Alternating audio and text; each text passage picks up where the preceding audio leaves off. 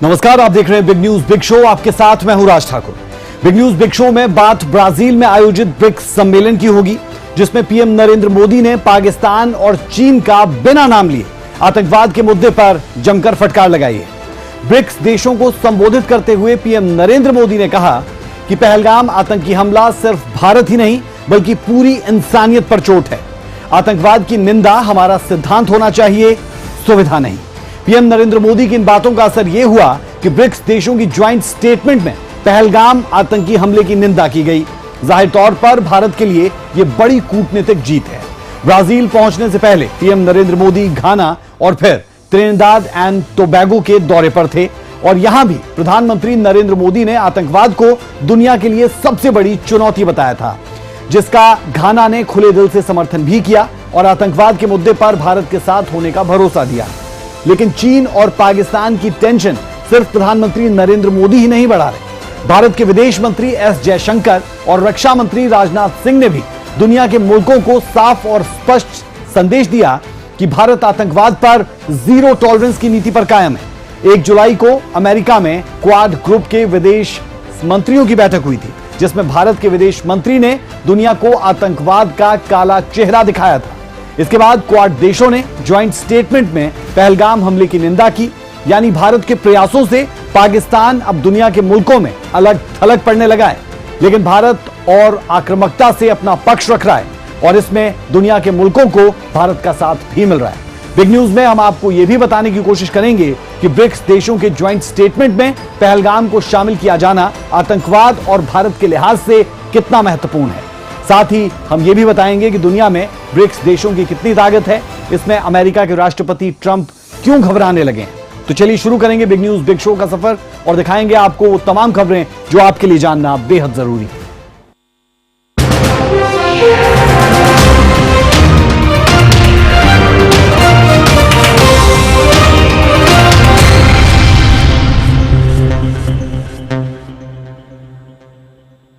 आतंकवाद के मुद्दे पर पाकिस्तान को एक बार फिर से कड़ी फटकार लगी है। ब्राजील में आयोजित ब्रिक्स सम्मेलन में पीएम नरेंद्र मोदी ने आतंकवाद का मुद्दा उठाया, जिसे ब्रिक्स देशों का भरपूर समर्थन मिला है। ब्रिक्स देशों ने ज्वाइंट स्टेटमेंट जारी कर पहलगाम हमले की निंदा की और आतंकवाद के मुद्दे पर अपनी प्रतिबद्धता को एक मर्तबा फिर दोहराया।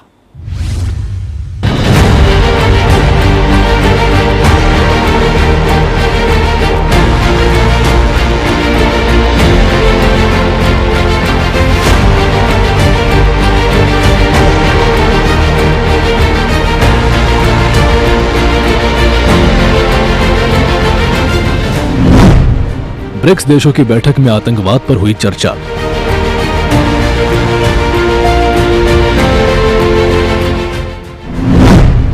पीएम मोदी ने उठाया मुद्दा, पाक की हुई निंदा।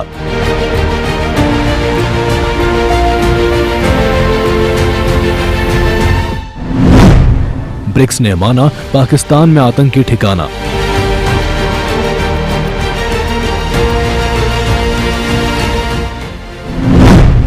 पाकिस्तान बेइज्जत होता रहा, चीन सुनता रहा।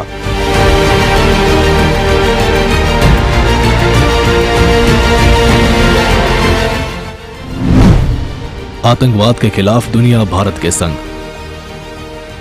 आतंकवाद के मुद्दे पर भारत के कड़े तेवर ये बता रहे हैं कि अब दुनिया में शायद ही कोई ऐसी जगह बचेगी जहां पाकिस्तान को बैठने के लिए कुर्सी मिलेगी।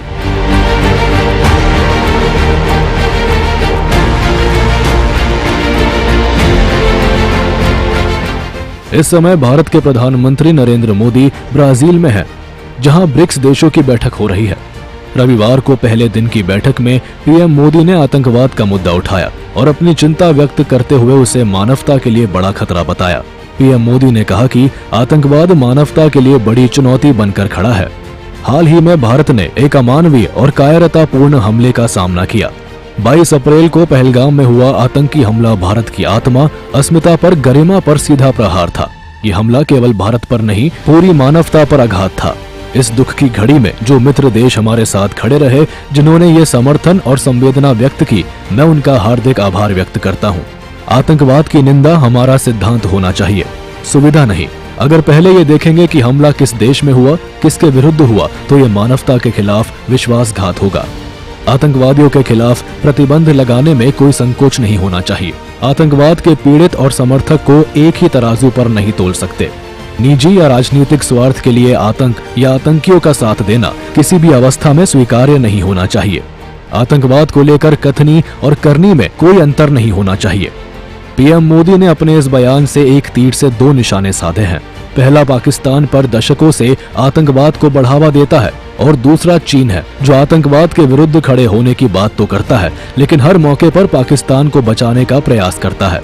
लेकिन अब दुनिया चीन और पाकिस्तान दोनों के इस चाल को समझ चुकी है और यही वजह है कि जब ब्रिक्स देशों का ज्वाइंट स्टेटमेंट जारी हुआ तो उसमें पहलगाम हमले की निंदा की गई और आतंकवाद के प्रति जीरो टॉलरेंस की नीति पर प्रतिबद्धता को दोहराया गया। हम 22 अप्रैल 2025 को जम्मू कश्मीर में हुए हमले की कड़े शब्दों में निंदा करते हैं, जिसमें 26 लोग मारे गए और कई अन्य घायल हुए। हम आतंकियों की सीमा पार आवाजाही, आतंकवाद के फंडिंग और सुरक्षित ठिकानों पर आतंकवाद का मुकाबला करने के लिए अपनी प्रतिबद्धता जाहिर करते हैं। हम दोहराते हैं कि आतंकवाद को किसी धर्म, जाति, राष्ट्रीयता से नहीं जोड़ा जाना चाहिए और आतंकी गतिविधियों में शामिल सभी लोगों और उनके समर्थकों को जवाबदेह ठहराया जाना चाहिए और अंतर्राष्ट्रीय कानून के तहत कानून के दायरे में लाया जाना चाहिए। आतंकवाद के लिए जीरो टॉलरेंस सुनिश्चित करने और आतंकवाद का मुकाबला करने में दोहरे मापदंडों को अस्वीकार करने का आग्रह करते हैं। ब्रिक्स देशों का ये बयान बताता है कि आतंकवाद के मुद्दे पर भारत की चिंता को अब दुनिया स्वीकार कर रही है और मजे की बात यह है कि इस बार चीन भी पाकिस्तान को नहीं बचा पाया है। बता दें कि प्रधानमंत्री नरेंद्र मोदी राजकीय दौरे पर राजधानी ब्राजीलिया भी जाएंगे, जहां ब्राजील के राष्ट्रपति लूला डी सिल्वा से पीएम मोदी की द्विपक्षीय मुलाकात होगी। इस दौरान दोनों देशों के बीच 4 अहम समझौतों पर हस्ताक्षर होंगे। इनमें रिन्यूएबल एनर्जी, आतंकवाद विरोधी सहयोग, कृषि अनुसंधान, गोपनीय जानकारियों का आदान प्रदान शामिल है। ब्राजील के 3 दिवसीय दौरे पर पहुंचने से पहले पीएम मोदी 2 तारीख को सबसे पहले घाना और फिर त्रिनाद एंड टोबैगो के दौरे पर थे। घाना पहुंचे पीएम मोदी ने आतंकवाद का मुद्दा उठाया, जिस पर घाना ने भारत को अपना पूरा समर्थन देने का भरोसा दिया। हम एक मत है कि आतंकवाद मानवता का दुश्मन है। आतंकवाद के खिलाफ हमारी लड़ाई में सहयोग के लिए हम घाना का आभार प्रकट करते हैं। इस संदर्भ में हमने काउंटर टेररिज्म में आपसी सहयोग को और मजबूत करने का निर्णय किया है। यूएन रिफॉर्म्स को लेकर हमारा दृष्टिकोण एक जैसा है। पश्चिम एशिया और यूरोप में चल रहे कॉन्फ्लिक्ट को लेकर हम दोनों ने गहरी चिंता व्यक्त की है। हमारा मानना है कि युद्ध का युग नहीं है। डायलॉग और डिप्लोमेसी से ही समस्या का समाधान होना चाहिए। चाहे मंच कोई भी हो, जगह कोई भी हो, आतंकवाद के मुद्दे पर भारत ने स्पष्ट नीति अपनाई है कि पाकिस्तान का आतंक प्रेम दुनिया के सामने लाना है। अब इसमें भारत को काफी हद तक सफलता मिल रही है। ब्यूरो रिपोर्ट, सूर्य समाचार। अब आपको बताते हैं कि ब्रिक्स है क्या, दुनिया में ब्रिक्स देशों की कितनी तादाद है और इस सम्मेलन से सुपर पावर अमेरिका की नींद क्यों उड़ी हुई है। क्यों ट्रंप ने ब्रिक्स देशों को टैरिफ धमकी देने की शुरुआत एक बार फिर से कर दी और भारत के लिहाज से ब्रिक्स का सम्मेलन कितना महत्वपूर्ण है।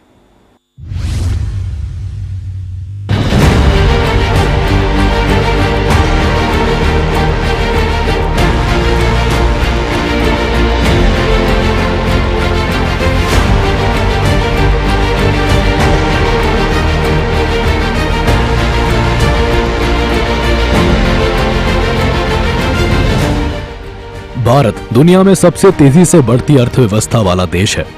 देश के प्रधानमंत्री नरेंद्र मोदी ने साल 2047 तक भारत को तीसरी बड़ी इकोनॉमी बनाने का लक्ष्य रखा है और इस लिहाज से भारत के लिए ब्रिक्स देशों का सहयोग अहम हो जाता है, क्योंकि दुनिया में आधे से अधिक भूभाग पर ब्रिक्स का कब्जा है। दुनिया के जीडीपी का करीब 40% ब्रिक्स देशों के पास है और विश्व व्यापार में 26% हिस्सा ब्रिक्स का है। दरअसल 4 देशों से शुरू हुआ ये संगठन लगातार विस्तार कर रहा है और इस समय दुनिया की 11 प्रमुख उभरती अर्थव्यवस्था वाले देशों का एक समूह बन चुका है। यही वजह है कि अमेरिका जैसी शक्ति ब्रिक्स के विस्तार से डरने लगी है। अमेरिका के राष्ट्रपति डोनाल्ड ट्रंप ने धमकी देते हुए कहा है कि जो भी देश अमेरिका विरोधी ब्रिक्स नीतियों के साथ खुद को जोड़ेंगे उन पर 10% अतिरिक्त टैरिफ लगाया जाएगा। इसमें किसी को भी छूट नहीं मिलेगी। दरअसल ब्रिक्स की स्थापना अमेरिका के इसी दबदबे को कम करने के लिए की गई थी, जिसके संस्थापक सदस्य रूस, भारत, चीन और ब्राजील है। इन देशों का मकसद विकासशील और गरीब देशों की आवाज को मजबूती देना है।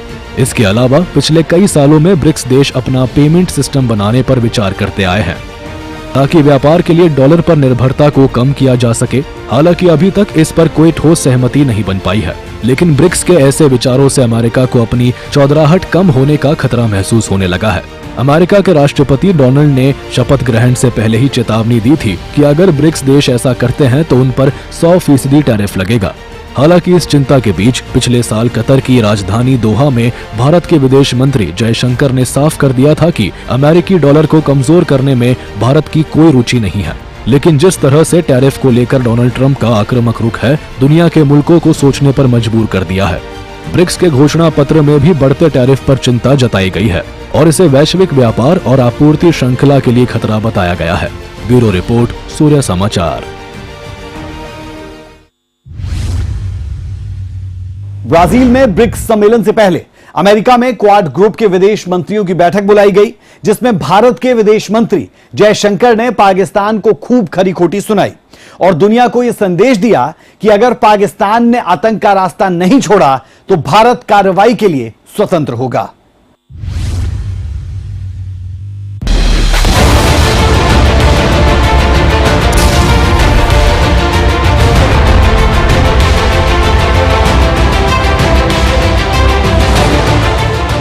आतंकवाद के खिलाफ भारत की नीयत और नीति दोनों स्पष्ट है कि किसी भी सूरत में आतंकी और उसके आकाओं को बख्शा नहीं जाएगा।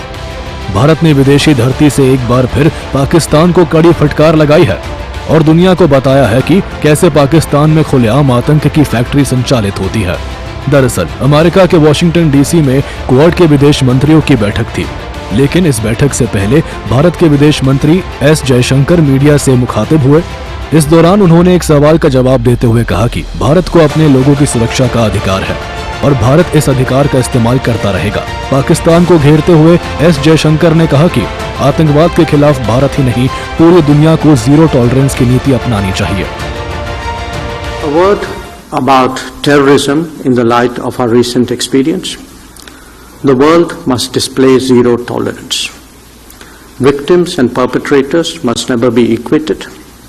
And India has every right to defend its people against terrorism, and we will exercise that right. We expect our Quad partners to understand and appreciate that. India plans to host the next Quad summit. We have some proposals on how to make that productive. I'm sure so do our partners. We will discuss and I'm sure we will agree. Once again, I thank Secretary Rubio for hosting us today, and I look forward to our discussions. Thank you. बता दें कि इससे पहले चीन की धरती से भारत के रक्षा मंत्री राजनाथ सिंह ने पाकिस्तान को आतंकवाद के मुद्दे पर घेरा था। आतंकवाद के मुद्दे पर भारत दुनिया को यह बताने में जुटा है कि भारत अब न्यूक्लियर हथियारों की धमकी से डरने वाला नहीं है और पाकिस्तान की हर हिमाकत का करारा जवाब दिया जाएगा। ब्यूरो रिपोर्ट, सूर्य समाचार।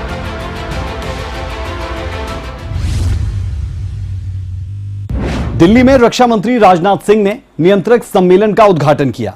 यह उद्घाटन डीआरडीओ भवन में किया गया। रक्षा वित्तीय शासन पर रक्षा मंत्री ने इस दौरान चर्चा की।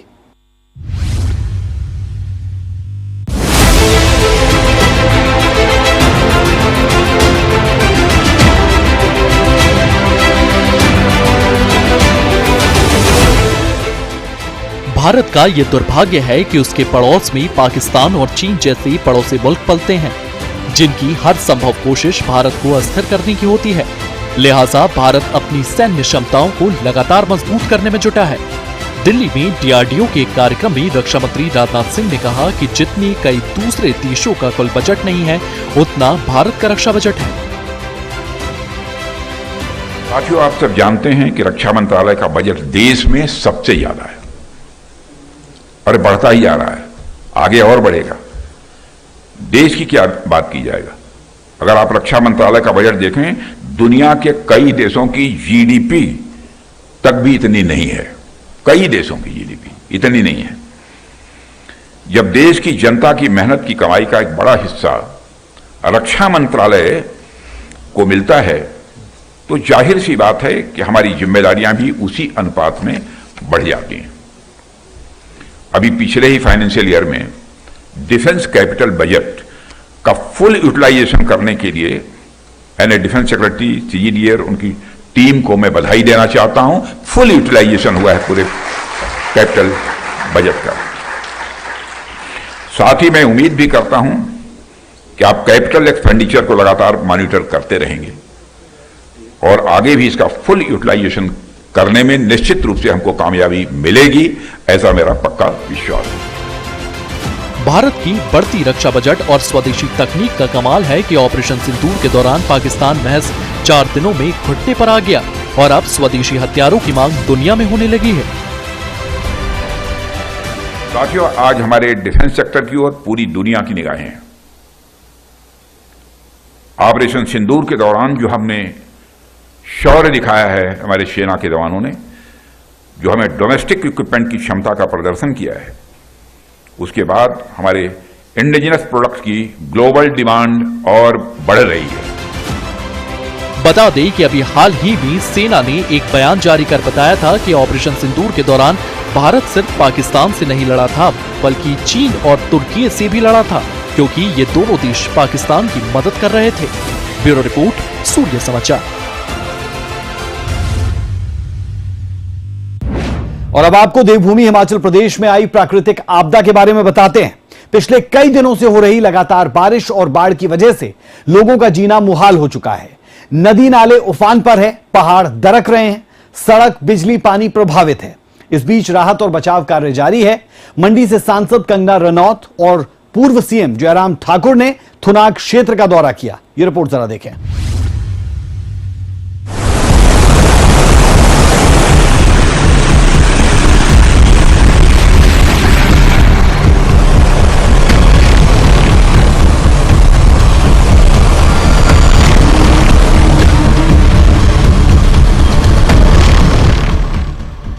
हिमाचल में आई आपदा लोगों पर विपदा बनकर टूटी है। प्रदेश के हाल बेहाल है। अपनी सुंदरता और अमन के लिए जाने जाने वाले हिमाचल में अफरा तफरी का माहौल है। प्रदेश की शांति आज कुदरत ने भंग कर दी है। कुदरत की मार ऐसी पड़ी है कि हर ओर चीख पुकार मची हुई है।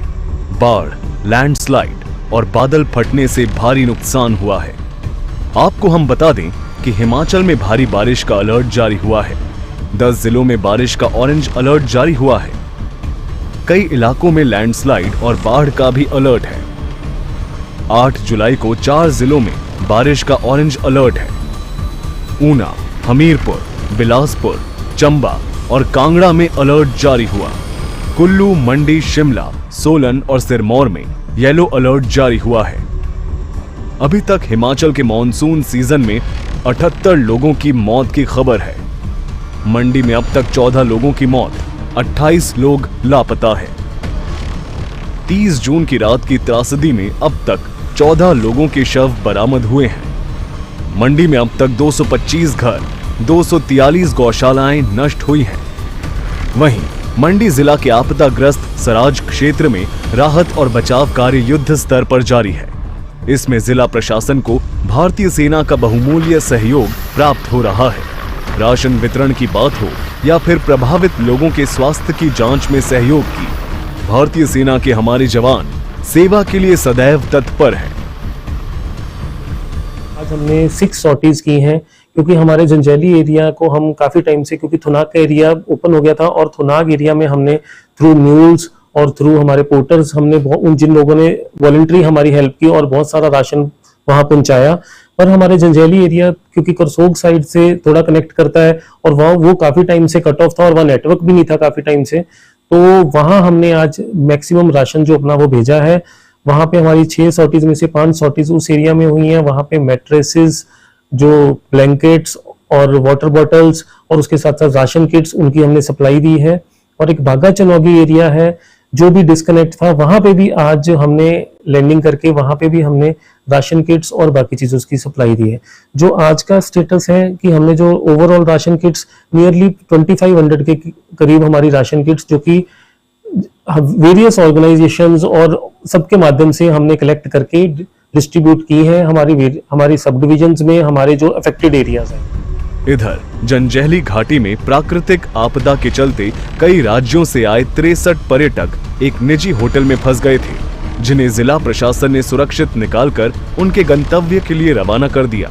वहीं सराज विधानसभा क्षेत्र में आई भीषण प्राकृतिक आपदा के बाद नेता प्रतिपक्ष जयराम ठाकुर लगातार राहत और पुनर्वास कार्यों में जुटे हैं। उन्होंने कहा कि इस समय हमारा सबसे पहला उद्देश्य प्रत्येक प्रभावित तक समय पर राहत सामग्री पहुंचाना है। राहत कार्य में अब थोड़ा गति आने लगी क्योंकि कनेक्टिविटी हमारी इम्प्रूव हो रही है। अभी थुनाग हम कल रात को पहुंचे हैं, उसके बाद आज लंबातार तक पहुंचे हैं, लेकिन वहां से आगे का जंजैहली तक का रास्ता बहुत अभी कठिन है। सड़क बिल्कुल टूटी हुई है और अभी मैंने अधिकारियों से बातचीत कही और उन्होंने कहा कि अभी समय लगेगा, हो सकता है हफ्ता भी लग जाए, यानी कि अभी कठिनाइयों का दौर समाप्त नहीं हुआ। राहत कार्य जहाँ जहाँ सड़क पहुँच रही वहाँ तेजी पकड़ता जा रहा है। मैं इस बात को भी देख रहा हूँ कि सड़क पहुँची तो मोबाइल भी कम्युनिकेशन के लिए हमारे लिए जो है वो अब शुरू हो चुका है। ऐसे में कुल मिलाकर के जो शुरू के स्तर पर जो है वो चीज़ें जो करने की हैं उनको अब करने की दिशा में आगे बढ़े हैं, लेकिन अभी नुकसान जो जिस तरह से हुआ है बहुत ज़्यादा है।